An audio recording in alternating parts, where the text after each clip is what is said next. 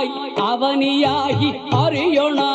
பொருளதாகி தொண்டர்கள் குருவுமாகி புகழறு தெய்வமாகி எண் திசை போற்ற நின்ற என்னருள் ஈசனான பெண் திரள் சரவணத்தான் தினமும் என் சிரசை காக்க அண்டமாய் அவனியாகி அறியொணா பொருளதாகி தொண்டர்கள் குருவுமாகி புகழறு தெய்வமாகி எண் திசை போற்ற நின்ற என்னருள் ஈசனான பெண் திரள் சரவணத்தால் தினமும் என் சிரசை காக்க